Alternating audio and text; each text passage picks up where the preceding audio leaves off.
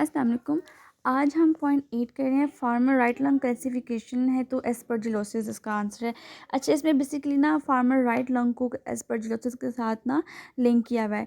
अक्सर मतलब मुझे तो पहले पहले ये होता था कि फार्मर लंग और एस्परजिलोसिस मुझे बहुत ना कंफ्यूज करते थे। सही है, तो हम पहले इन दोनों का डिफरेंस देख लेते हैं कि दोनों में डिफरेंस क्या है। कि जो फार्मर्स लंग है ना, ये बेसिकली हाइपर सेंसिटिविटी न्यूमोनाइटिस है। ठीक है, इसमें हाइपर सेंसिटिविटी रिएक्शन होता है, एलर्जिक रिएक्शन, एक नॉट टिपिकल एलर्जी बट इसमें हाइपर सेंसिटिविटी रिएक्शन होते हैं। ठीक है, और जो एस्परजिलोसिस है ये बेसिकली फंगल इन्फेक्शन है। ठीक है, जो फार्मर्स लंग है, ठीक है, ये इसकी कॉज क्या है, मोल्डी है, ग्रेन डस्ट वगैरह। ठीक है, क्योंकि इसमें थर्मोफिलिक एक्टिनोमाइसीड्स होते हैं। थर्मोफिलिक एक्टिनोमाइसीड्स की जो स्पीशीज़ हैं वो ये हैं कि लाइक माइक्रोपोलिस्पोरा फेनी, सैक्रो पोलिस्पोरा रेक्टिविर्गुला और थर्मो एक्टिनोमाइसीज वल्गैरिस। ठीक है, ये एक्टिनोमाइसीड्स हैं। ठीक है, थर्मोफिलिक एक्टिनोमाइसीड्स। तो ये जो है इनकी वजह से फार्मर्स लंग होता है, हाइपर सेंसिटिविटी न्यूमोनाइटिस होता है। सही है, जो एस्परजिलोसिस है ना, ये एस्परजिलस फ्यूमिगेटस की वजह से होता है, जो कि एक फंगल लाइक उसमें फंगल स्पीशी है। ठीक है, फंगल स्पोर्स की वजह से ये हो रहा होता है। अच्छा, जो फार्मर्स लैंग है ये फार्मर्स में होगा और ग्रेन वर्कर्स में होगा। ठीक है, जो फंगल इन्फेक्शन है, जो एस्परजिलोसिस है, ये उन लोगों में होगा जो ऑलरेडी इम्यूनो कॉम्प्रोमाइज होंगे, जो एस्थमेटिक पेशेंट्स होंगे, जो सीओपीडी पेशेंट होंगे। ठीक है, उनमें एस्परजिलोसिस होता है। तो सिनेरियो में अक्सर होता है कि एस्थमेटिक पेशेंट का जिक्र हुआ होता है ना, तो वो एस्परजिलोसिस होता है। ठीक है, अच्छा, पैथोलॉजी क्या है कि इसमें फार्मर लंग में हाइपर सेंसिटिविटी रिएक्शन हो रहा होता है। एक्यूट फेज में टाइप 3 होती है hyper sensitivity, immune complex mediated होती है। ठीक है, और जो क्रॉनिक फेज है उसमें आगे टाइप 4 होती है, यानी कि डिलेड हाइपर सेंसिटिविटी होती है। सही है, और जो एस्परजिलोसिस है उसमें फंगल जो इन्फेक्शन की लाइक इन्वेसिव फंगल इन्फेक्शन हो रहा था, उसमें क्लोनाइजेशन हो रही होती है फंगस की। ठीक है, इसमें जो माइक्रोस्कोपिक फाइंडिंग है ना वो आती है, नॉन केसिएटिंग ग्रेनुलोमास बनते हैं एल्विलाई में। ठीक है, इंटरस्टिशियल लिम्फोसाइटिक इन्फिल्ट्रेशन होती हैं और ब्रोंकियोलो सेंट्रिक फाइब्रोसिस होती है, क्रॉनिक केसेस में ही होती है फाइब्रोसिस। सही है, ये चीज़ें हो रही होती हैं फार्मर्स लंग में। जबकि जो एस्परजिलोसिस है उसमें सेप्टेड हाइफी में नजर आते हैं, उनकी एक ब्रांचिंग वगैरह निकल रही होती हैं। दूसरा, अगर वो प्रोग्रेसिव हो तो उसकी वजह से एस्परजिलोमा होता है, फंगल बॉल बनता है, फंगल बॉल को हम एस्परजिलोमा कहते हैं। ठीक है, वो और वो होता भी किस कब है, देख जो फार्मर्स लंग, क्योंकि क्रॉनिक लंग डिजीज़ है ना, तो उसकी वजह से कैविटेशंस बन जाती हैं लंग में, तो उन कैविटीज़ के अंदर फंगल बॉल बन जाते हैं, तो उसे कहते हैं एस्परजिलोमा। ठीक है, इसके अलावा नेक्रोटाइजिंग वेस्कुलाइटिस होता है, ये होता है इन्वेसिव फॉर्म है। ठीक है, इन्वेसिव फॉर्म में आपको आगे बाद में बताऊंगी कि एस्परजिलोसिस की टाइप्स। ठीक है, तो इन्वेसिव फॉर्म जो होगी ना उसमें नेक्रोटाइजिंग वेस्कुलाइटिस होगा। सही है, अच्छा, अगर हम डायग्नोसिस करवाना है तो डायग्नोसिस के लिए हम एक तो चेस्ट एक्सरे, HRCT वगैरह करते हैं, ब्रोंको एल्वियोलर लिवाज करते हैं, हिस्टोलॉजी मार्कर्स वगैरह देखते हैं। ठीक है, अच्छा, उसके अलावा हम लोग इसकी ना हिस्ट्री वगैरह भी देखते हैं, एक्सपोजर पे भी देखते हैं कि इसको क्या क्या एक्सपोज हुआ है, तो उस बेस पे भी एक हम डायग्नोस कर देते हैं ऐसे। सही है, चेस्ट एक्सरे HRCT में हमें क्या नजर आता है, ग्राउंड ग्लास ओपेसिटीज नजर आती हैं हमें। और इसके अलावा सेंट्री लोब्यूलर नोड्यूल्स होंगे, रेटिकुलर नोड्यूलर इन्फिल्ट्रेट्स होंगे, इंटरस्टिशियल इसमें ना वो फाइब्रोसिस वगैरह हो रही होती है। ये फार्मर्स लंग की अपने याद रखनी है। ठीक है, और जो एस्परजिलोसिस है उसमें एस्परजिलोमा में हमें कोइन लाइक हमें एक मैस नज़र आता है। ठीक है, कोइन लाइक आपको मेंशन होगा, यहाँ आपको लिखेंगे कैल्सिफिक मैस है, कैल्सिफाइड मैस है। ठीक है, तो वो एस्परजिलोमा में हमें नज़र आ रहा होता है। ठीक है, और जो ABP है, ABPA जो है ये है एलर्जिक ब्रोंकोपल्मोनरी एस्परजिलोसिस। ठीक है, तो इसमें क्या होता है कि हमें फिंगर इन ग्लव एपेसिटीज नजर आती हैं। ठीक है, ऐसा लगता है कि ग्लव में फिंगर, यानी कि म्यूकस प्लगिंग हुई होती है। ठीक है, तो म्यूकस प्लगिंग हमें नजर आ रही होती है ABP में, क्योंकि एलर्जिक है ना। और इन्वेसिव में भी हमें हेलो साइन मिलता है, कैविटेशन वगैरह हमें मिलती हैं। ठीक है, हेलो साइन भी बेसिकली एक क्रीसेंट टाइप, आई थिंक इसमें हेलो साइन मिलता है इन्वेस्टिव फॉर्म में। हेलो साइन मतलब कि कोई ऐसा हेजी सा ब्लरी सा ना, वो पल्मोनरी नोड्यूल के इर्द गिर्द ग्राउंड ग्राउंड ग्लास की अपीयरेंस आ रही होती है। ठीक है, ये हेलो साइन होता है इसमें। सिम्टम्स क्या होंगे, फार्मर्स लैंग में हमें फ्लू लग सिम्टम मिलेंगे, कफ, डिस्निया, प्रोग्रेसिव डिस्निया हो रहा होता है इसमें, लेकिन ठीक है, फीवर, चिल्स वगैरह फ्लू लग सिम्टम होते हैं फार्मर लैंग में। ठीक है, और जो एस्परजिलोसिस है इसमें हमें क्रॉनिक कफ मिलती है, हीमोप्टाइसिस मिलता है और एस्थमा लाइक सिम्टम्स मिलते हैं। ठीक है, क्योंकि हम आपको बताया था ना कि एस्परजिलोसिस में इम्यूनो कॉम्प्रोमाइज पेशेंट में होती है एस्परजिलोसिस। ठीक है, जिसमें एस्थमा वगैरह हो गया, COPD हो गया, इम्यूनो कॉम्प्रोमाइज पेशेंट। ठीक है, तो एस्थमेटिक पेशेंट हमें इसमें मिलते हैं। अच्छा, इसलिए अगर हम इसके ब्रोंको एल्वियोलर लिवाज करेंगे तो हमें इसमें लिम्फोसाइट्स ज़्यादा नजर आएंगे। ठीक है, फार्मर्स लैंग में लिम्फोसाइट्स ज़्यादा नजर आती हैं, CD8+ की प्रीडोमिनेंस होती है, और जो एस्परजिलोसिस है उसमें इओसिनोफिल्स की एलिवेशन होती है। ठीक है, तो फार्मर लैंग में लिम्फोसाइट्स ज़्यादा हैं और एस्परजिलोसिस में इओसिनोफिल ज़्यादा है, बिकॉज ये भी लाइक ये भी मतलब होती है ABPA में, जो एलर्जिक जो है, ठीक है, एस्परजिलोसिस उसमें होती है, ठीक है। और बाकी जो इन्वेसिव फॉर्म्स में हमें फंगल हाइफी वगैरह नज़र आ रही होती हैं ब्रोंकियल लवाज में, ठीक है। ये अच्छा, हिस्टोलॉजी में हम देखेंगे तो फार्मर लंग में हमें IgG नज़र आएगा, IgG होगा लेकिन eosinophilian नहीं होगा। और फंगल इन्फेक्शन में IgE होगा और eosinophilia होगा, ठीक है। तो अगर हमें कोई ऐसा सिनेरियो आता है कि पेशेंट है वो एस्थमेटिक पेशेंट है, ठीक है, उसमें जो है IgE लेवल ज़्यादा हैं, eosinophilia है, तो उसको क्या है, तो एस्परजिलोसिस है। एस्परजिलोसिस की कौन सी फॉर्म है, ABPA, ठीक है। अच्छा, इसके अलावा ट्रीटमेंट हम लोग करते हैं कि जो उसको एक्सपोजर मिल रहा है वो ख़त्म कर दें, स्टीरॉइड वगैरह दें इसको, ठीक है। और एस्परजिलोसिस में हम लोग एंटी फंगल्स देते हैं, क्योंकि फंगल इन्फेक्शन है तो हम लोग एंटी फंगल्स देते हैं, ठीक है। और स्टीरॉइड देते हैं ABPA वाले केस में, सही है। अच्छा, अब जो एस्परजिलोसिस है इसकी 4 टाइप्स हैं। एक एलर्जिक ब्रोंकोपल्मोनरी एस्परजिलोसिस है, एस्परजिलोमा है, क्रॉनिक पल्मोनरी एस्परजिलोसिस है और इन्वेसिव एस्परजिलोसिस है, ठीक है। जो ABP है ये एस्थमेटिक पेशेंट में होगा, सिस्टिक फाइब्रोसिस। अच्छा, तो उसमें सिम्पटम जो होंगे वो वीजिंग होगी, म्यूकस प्लगिंग वगैरह होगी, ठीक है। रेडियोलॉजिकल फाइंडिंग में हम लोग देखेंगे तो हमें ब्रोंकिक्टेसिस नजर आएगा, सेंट्रल ब्रोंकिक्टेसिस होगा। लैब फाइंडिंग में IgE ज़्यादा होगा, eosinophilia हुआ होगा, ट्रीटमेंट हम स्टीरॉइड और इट्रोकोनाजोल वगैरह देंगे, ठीक है। अच्छा, और एस्परजिलोमा में क्या होगा कि जब पहले से ही, क्योंकि ये लाइक मोस्टली ऐसा होता है कि फार्मर लंग के बाद ये हो रही होती है कंडीशन, ठीक है। तो जब प्री एग्जिस्टिंग लंग कैविटीज़ अगर जिनमें हो तो उनमें एस्परजिलोमा होता है। तो उसमें ये पेशेंट को हीमोप्टाइसिस होगा। इसके अलावा रेडियोलॉजी हम देखेंगे तो फंगल बॉल हमें नजर आएगी, ठीक है। एयर क्रिसेंट, एक ऐसे एयर पॉकेट बनती है, क्रिसेंट शेप्ड एयर पॉकेट बनी होती है, ठीक है, वो हमें नजर आती है। लैब में हम लैब चेक करेंगे तो हमें IgE नॉर्मल नजर आएगा और eosinophilia भी नहीं होगा, ठीक है। इसके अलावा हम अगर सिम्टोमेटिक हो तो हम लोग सर्जरी कर देते हैं, इसकी ट्रीटमेंट इसका यही है, सही है।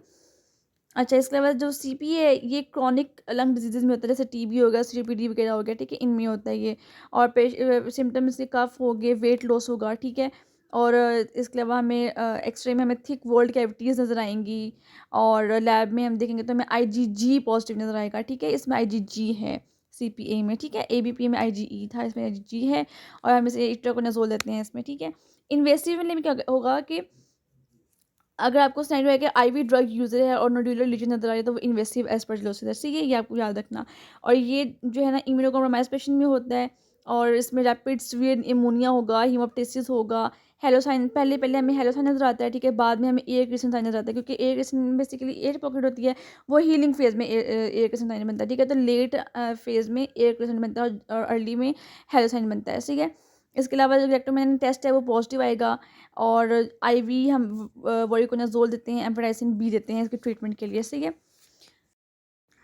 अच्छा, तो यहाँ पे इन्होंने जो अब इस अगर हमने देखे हैं MCQ को कि फार्मर राइट लंग गैसिफिकेशन है एस्परजिलोसिस है, तो हमें पता लग जाएगा कि जो फार्मर राइट लंग है ये बेसिकली क्या है, क्रॉनिक डिजीज़ है, ठीक है, जिसमें लाइक क्रोनिक एक्सपोजर की वजह से, वार्बर फाइब्रोसिस होने की वजह से, रिपीटेड इन्फ्लेमेशन होने की वजह से एक ऐसे ग्रेनुलोमेटस डिजीज़ बन जाती है जिसमें कैल्सिफिकेशन वगैरह हो जाती है, ठीक है।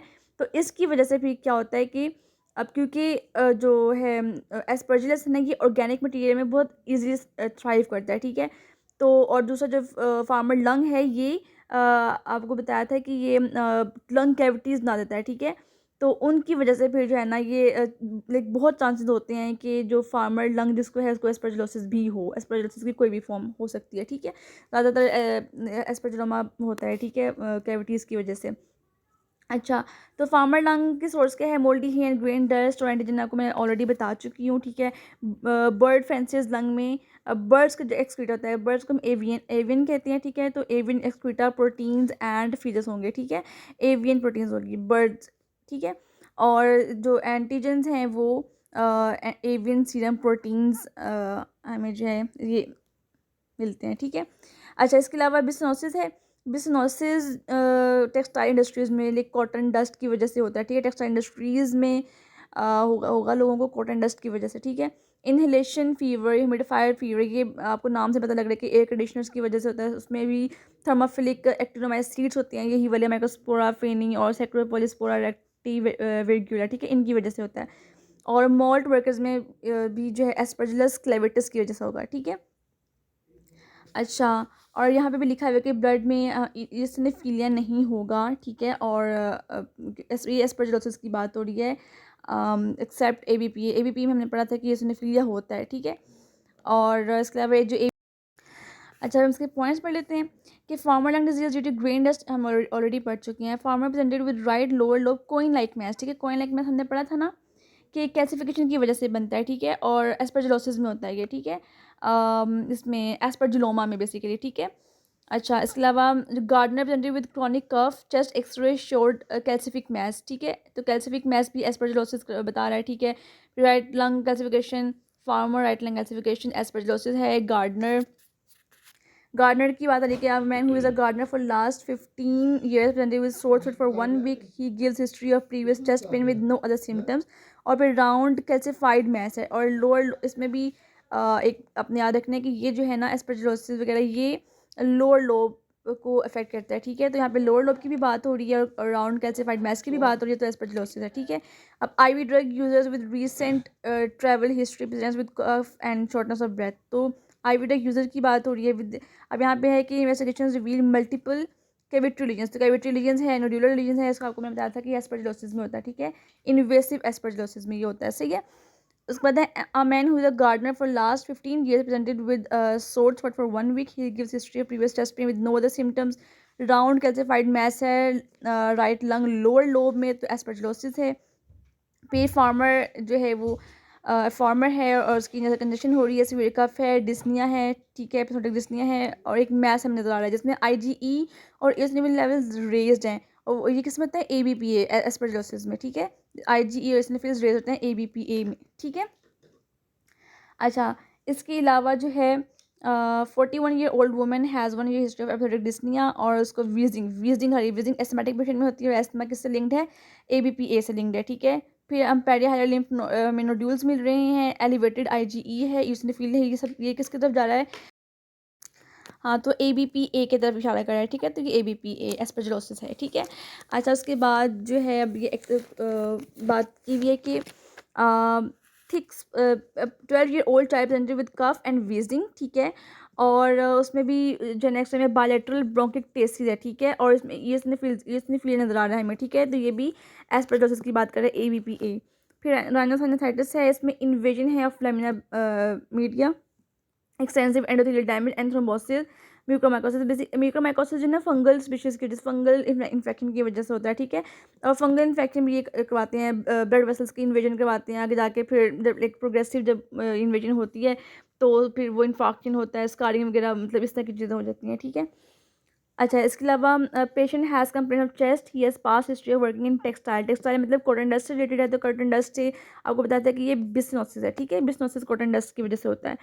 Businesses occurring people working in textile industry are main cause of farmers and due to microorganism Micropolyspora finnae, ठीक है, ये हमने ऑलरेडी पढ़ लिया है। अब एक पेशेंट है, मैन है with no cough and fever, chest x ray में डिफ्यूज लंग फाइब्रोसिस, यानी कि उसको कुछ भी नहीं, फीवर कफ कुछ नहीं है, बस चेस्ट एक्सरे किया तो उसको डिफ्यूज लंग फाइब्रोसिस नजर आ रही, तो वो इनऑर्गेनिक डस्ट की वजह से, ये ना न्यूमोकोनियोसिस के दोनों एमसीक्यूज हैं कि इनऑर्गेनिक डस्ट की वजह से ना डिफ्यूज फाइब्रोसिस होती है, सही है। ये सारे इसी से हैं कि डिफ्यूज़ अगर फाइब्रोसिस हो रही है तो वो इनऑर्गेनिक डस्ट है। Thank you.